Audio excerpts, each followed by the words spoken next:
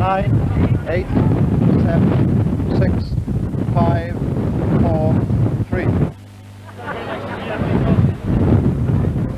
Welcome to the Geoffrey Humble Sports Ground, owned by the Merseyside Youth Association in Long Lane, Aintree, some 2 miles from the famous racecourse in Liverpool. This afternoon, Wales play England in the 54th international game since the series started in 1908. With me is George McElrath, a former English baseball international and now a member of the English Baseball Association. George, last year at Cardiff, England were very, very unlucky and lost a close game by just 6 runs. How do you rate their chances today? I think they've got very good chances today of winning the game. And these close decisions of last year and that, had they not lost concentration in the second innings or second period of the game, I think these games could have been won by the England team. Thank you, George. And now let us have a look at the team chosen by England. There are no new caps in the side, which is captained for the first time by Neil Rice at number 7, who will also play backstop in place of Harry Turner. At number 10 is Derek Carter, a former captain, who today wins his 15th cap. With just 2 changes, England rely greatly on experience, but rather surprisingly go into the game with only 2 recognised bowlers, Freddie Price and Jeff Lynch. Wales have chosen 4 new caps. Jeff Stevens at 7, Dave Richards at number 8. Stuart Stevens, no relation, is at number 9, with third bowler Mark Powell at number 10. Wales also have a new skipper in John Smith, who will open the Welsh attack. As usual, Wales have chosen a strong batting side, at least on paper, and must start favourites. But favourites have a habit of becoming unstuck at Aintree. Play ball! John Smith, the Welsh captain, has won the toss and has decided to bat, and referee John Townley of the English Baseball Association has called play. And Alan Bright, the left-hander opening bat for Wales, will face a bowling of Jeff Lynch. And that was a bad ball, well outside the off peg. Jeff Lynch opening the attack for England to Alan Bright, who takes the first ball. He's hit it to the diamond, straight back to Lynch, who's to Davin, and it's out.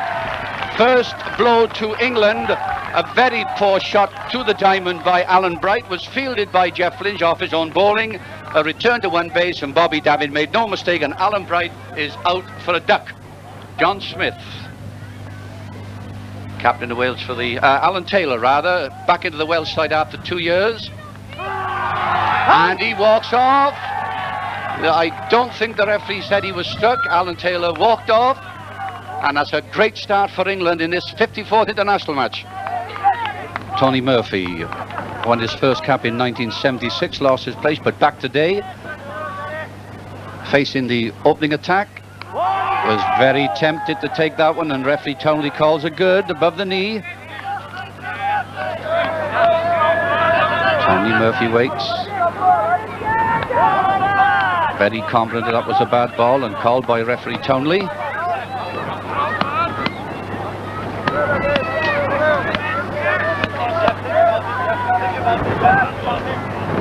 And it's a great punch, but it's into Dave Thomas's hands and dropped. A very good chance there for England, but it was dropped by Dave Thomas in the field, and Tony Murphy gets a life on 1 run. David Richards, dubber of the Caerhili Club in Cardiff. Another new cap, and he punches it confidently up and over the boundary crowd, and he's going for 2 base, and he's been called on for 3 as the ball has been returned in, and it's fielded far short of 3 base, and David Richards gets his first runs for Wales. 3 runs, David Richards. And that's a good one, and it's punched into the diamond, but it's fielded smartly by Alan Williams into Bobby Davin on 1 base, and what a game Bobby Davin is having on the base. And that's another batsman gone for Wales without scoring. Paul Gardner, very disappointed no doubt, but is there primarily for his bowling and not his batting. Very powerful batsman, John Smith. Pulls that into the leg field, and it's beaten the field. Chased by David Thomas as John Smith gets to 2. John is going for his third, and he's been called home. He's going home for 4 runs. 4 runs for John Smith. and that will delight not only John but also his father ill in hospital, in a Cardiff hospital. He will certainly enjoy watching that 4 runs by John. Jeff Lynch went for a walk then. Now preparing to bowl. And right to Bobby Davin. And Tony Murphy is caught by Bobby Davin off a bowling of Jeff Lynch. Jeffrey Lynch bowling to Paul Cross, and he takes a swipe at that one, and Dave Thomas made a dive for it, did make contact, and it looks a certain 4 runs as the ball is well out in the outfield, being chased. But Paul Cross makes his second 4 in his second knock, applauded not only by the crowd but his colleagues on the bench as well. David Richards, new cap from Cairo, the first player from the Cairo club ever to be capped, and will face the bowling of the English first bowler Jeffrey Lynch. And he takes his first ball, but it's still the number 3 base, and Bobby Davin again is out. And this again shows the advantage of pinning fielders on a base. 1 base, 2 base and 3 base. There are no runs given away, and we saw then an example of fielding as we should see it, with the bases properly covered, good returns to the other baseman, and David Richards is out thanks to some very good fielding. Jeffrey Lynch bowled to Mark Powell, and he takes a good clout, and that has beaten the field, missing the camera.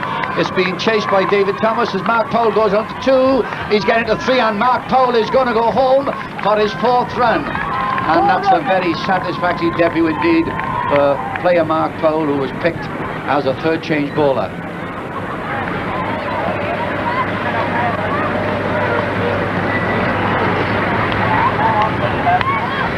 Jeff Stevens. Oh, he was fishing for that one. Oh, but it's a brilliant catch taken by Neil Rice. It went just over his head, and with the mask on, he temporarily lost sight of it. Had another look, and as the ball was falling to the ground, he dived and made a splendid catch, and Jeff Stevens is out for it. But that's a tremendous catch by Neil Rice, chairman of the Anfield Rovers Weight Watchers Club. Took a tremendous catch, and no doubt his members will be very, very pleased. After a disastrous start, 3 Welsh players, Mark Powell with 8 runs, Derek Touser with 14, and captain John Smith with 29, hung on to give Wales a credible score of 82. We now rejoin the game at the English first innings. And you realise the height of John Jarvis. Not very difficult. Oh, and he's pulled it. Well leg. It's picked up, but it's a safe 1 run for Johnny Jarvis, who has the unique distinction of being not only a member of the English team, but chairman of the English Baseball Association, and quite a character. Alan Williams takes a rather wide ball with it's wet, picked up, and it's a base, and he's got him out. He's given 2 out. 2 men are out. Jarvis had left the base. Alan Williams ran onto the base and has run him out, and was based out then by some smart piece of work by Touser and a good throw up. That's 2 men out off the 1 ball, and a tremendous start and a tremendous piece of baseball. Joey Hyam. That was a second good, and he took it. Oh, and it's dropped. It's dropped. There was a definite chance into the hands of Jeff Stevens, and lapse of concentration, rubbing his hands, but it was in his hands, and therefore it must go down as a chance. Luckily for him, he'd scored a low. He's given him out. He has obviously considered that the ball was held long enough, which is the rule, to be accepted as a catch. But both captains are having a chat too. Referee Townley, and he's off for a walk somewhere. There is a suggestion by the English captain, who should know that the backstop interfered with the bat. Whatever the outcome of that is, the Hyam has been given out, and the referee must have been satisfied that the ball was held long enough by the fielder and spared his blushes. Left-hander Freddie Price facing John Smith. Took a late stroke, made a contact, and it's out in the country, being chased by Paul as Freddie Price gets the 2. He's going to 3 and he can take his time as the ball is way around the country. And a good 4 runs for Freddie Price and England. England 18 for 5. Bobby Davin, production manager, facing John Smith. And again, a catch is put down. 1 run! By the Welsh fielder. It's Stuart Stevens has put that one on the ground. Not Jeff Stevens this time. Stuart Stevens has put on the ground. And Bobby Davin gets a light. And Jeff Lynch facing up to the ball in. Gives a good clout and he has cleared the cloud. And that is 4 runs already. And he's in danger of running Gary Gall out unless he moves. That was a very powerful stroke. And Jeff Lynch is always delighted if he gets past 1 base. That was a tremendous catch as the ball is still being fielded by Welshman Paul Cross. John Halliday, quite a character in this English squad. Plays an off-stroke, fails to make contact, and is based out after a very slow attempt by Alan Taylor, the Welsh backstop, to throw the ball to the base. But John Halliday is out. And that's another beautiful ball pulled round the leg by Neil Rice, who is very, very agile despite appearing to carry a few odd pounds. He's down to 3 base already, and believe it or not, he's going for 4 runs. 4 runs! Excellent 4 runs by Neil Rice. And when I spoke to him shortly before the game started, he confidently expected that England would win comfortably. No sweat, he said, Les, no sweat. England 32 for 6. Paul Garner to Gary Gall. Cross on the body, but again, this young man saw it well, a very fast mover. He's down to 2 base, and that's a 4. That's a 4, despite the fact that the Welsh fielder Paul's off with throw ball. This is a great knock by this young boy. He's the youngest boy in the English side, Gary Gall, and to date has scored 6 runs. An excellent pull round to leg, and it's brought him 4 runs. Play ball. What is good for Wales was also good for England. Wales scratched to 82 after being 30 for 6, and England, who in trouble at 27 for 6, have managed 72 as we pick up the start of the Welsh second innings with Wales leading by 10 runs. Alan Bright takes his first ball into the diamond, and a backstroke fielded very intelligently by Bobby Davin, and Alan Bright, disgusted with himself, based out on 1 without scoring off the first ball in the Welsh innings. Alan Taylor now with Phil Labour, faced the bowling of Jeffrey Lynch, takes his first ball, and he does the same, and he is on his way back to the bench, having made 2 ducks. England on their toes in the game with a vengeance. And there's another man gone as the ball was missed by the backstop, and there's a hat-trick for Jeff Lynch. Jeff Lynch has taken a tremendous hat-trick, and 3 of the Welsh batsmen, 1, 2 and 3, are back on the bench, not having scored.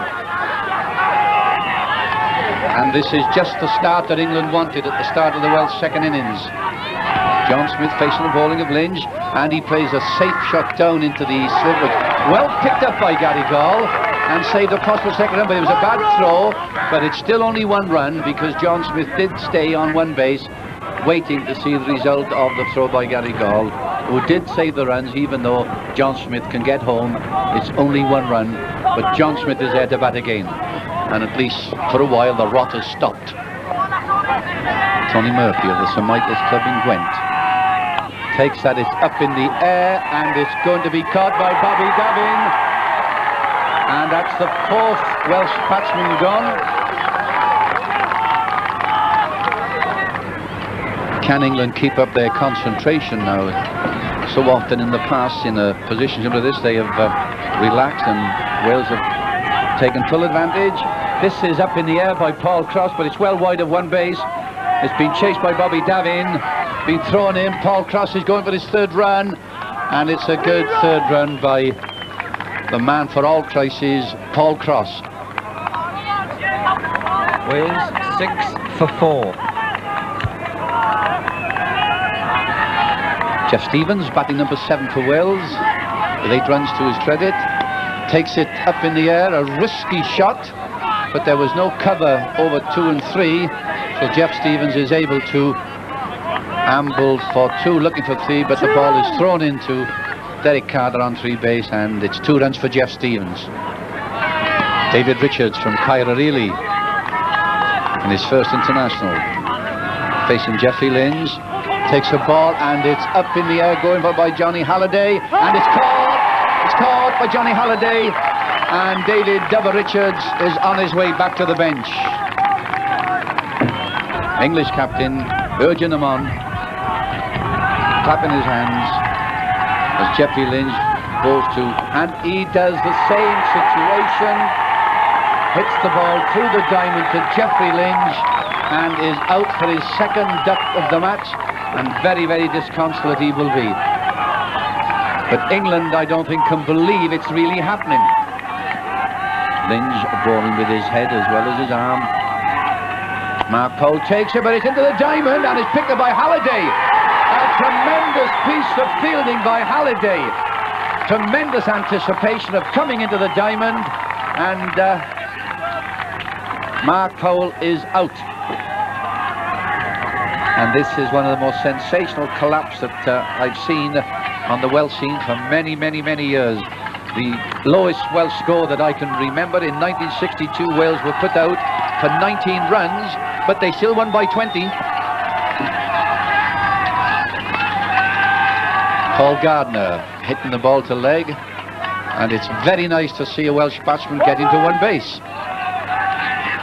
1 run to Paul Gardner. Some of the pressure come out of the crowd and out of the players. John Smith trying to cool it down. What's the hurry? Taking strike. 1 good is called by the referee, and from here I thought it had gone underground. But the referee says a good, and a good in the scorebook it is. Gingerhead, dock worker in Cardiff. John Smith taking strike. Has his second good, and he takes it. Plays a confident stroke, glancing it down into the off-field and making a safe 1 run as the ball is well picked up and returned into diamond. Paul Cross, left-hander from Glenrumney, top of his club's batting averages, waiting to take his strike against the bowling of Jeffrey Lynch, who did so well with the bat for England in their first innings. And Paul Cross played an uncharacteristic stroke for Paul Cross, and Paul Cross has gone, and Wales are in trouble without any doubt at all. A poor stroke by Paul Cross, trying to play his favourite shot round the leg, mistimed it, and they are in trouble. And with John Smith on 2 and Paul Gardner on 3, Jeffrey Stevens is the last man coming up to the batting crease. Wales 12 for 8.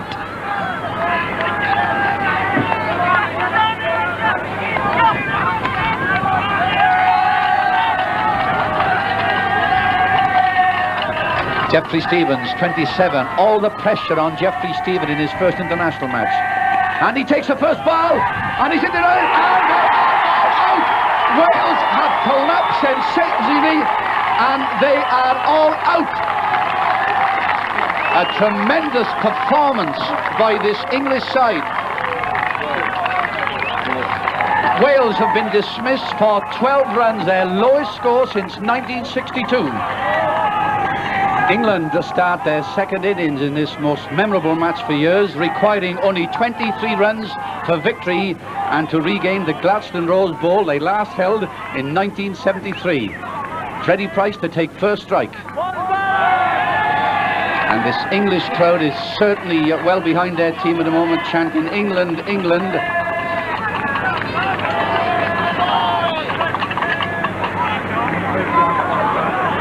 Freddie Price taking strike. Every extra will be cheered to the echo, I'm quite certain. An extra is 1 run to the batting side, if not the batsman. Freddie Price pushes the ball away, and it's running away for 4 runs as Freddie Price moving quickly down the 3, and he's going for 4 as the ball is thrown in, and it's 4 runs to Freddie Price. England 5 for none. And the question that English people are asking, can England concentrate? Can they keep their cool? This has been the position so often, and then they've failed it to death. 1 good to John Halliday.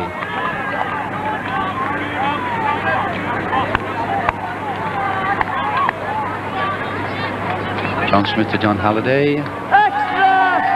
Another run to England. 17 runs required. That's 1 good batter.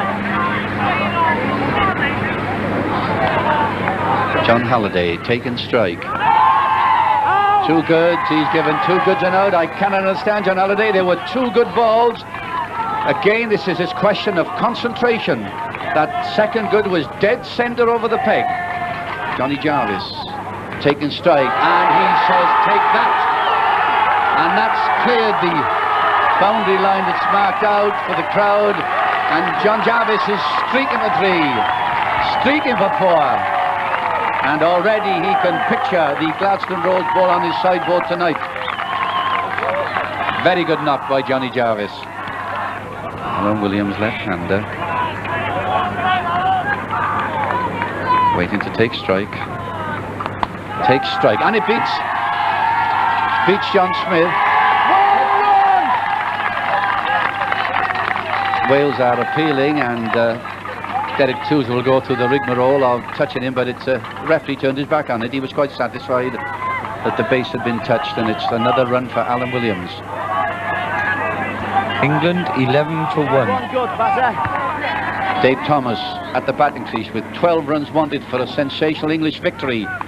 Pushes the ball wide of the slip field of Wales, and it's a steady 1 run, and this is the way to get runs.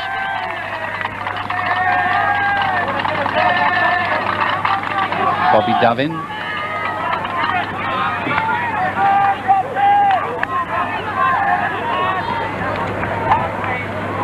And he punches it hard and wide.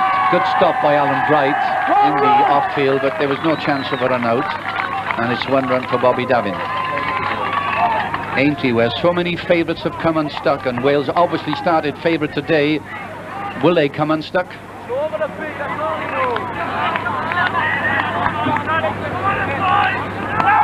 bad. Neil Rice, portly English captain, must be very, very happy the way things are going for his side. He made a great personal contribution himself.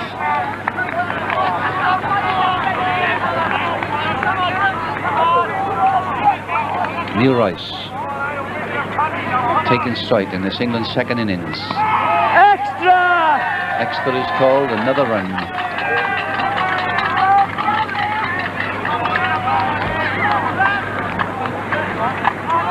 Nine runs required for victory as Neil Rice at the batting crease waits to take strike. He puts the ball up in the air, but it's taken by Paul Cross with a beautiful running catch in the long field, taken very confidently, and that's given the Welsh team a little more heart. John Smith, Welsh bowler, Welsh captain, bowled into Joey Hyam, who takes a confident little stroke through the packed Welsh slips. Good throw in by Alan Bright, but it's a comfortable 1 run for Joey Hyam, and he will be glad he's got to the base.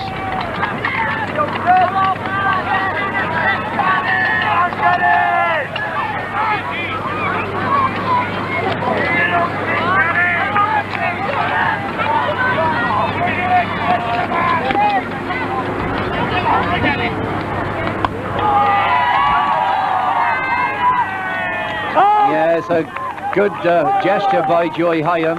He's realising that if he stayed on one base, Gary Gall, who'd been batting well in the first innings, would be sacrificed. So he gave himself up going to 2, knowing that Paul Garner had the ball. A good move by Joey Hyam, who knows that his batting is not at full pitch at the moment, and Gary Gall had such a good first innings, could get the runs, and he gave himself up going to 2. England 16 for 3. Approaching the record number of caps for England, which is 17. Derek has 15 to his credit. 37 years of age, taking strikes for England. It's the ball high, wide and handsome. Well in between 2 and 3 base, up in the air. No danger of a catch, and takes a comfortable 2 runs. 19 runs for 3 men out. England in an almost unassailable position. This international match here at Liverpool. Geoffrey Lynch, the hero of the English side, floats the ball and must be in running for the Man of the Match award. Having bowled Wales out for 12, makes 4 runs, and this has given England a tremendous victory. The first victory since they won at Cardiff. 45 runs. With a winning hit of 4 runs by Geoffrey Lynch, hero of the English side. England have at last won their first victory since 1973, and only their 15th since the series started, and quite deservedly take home to Liverpool the Gladstone Rose Bowl.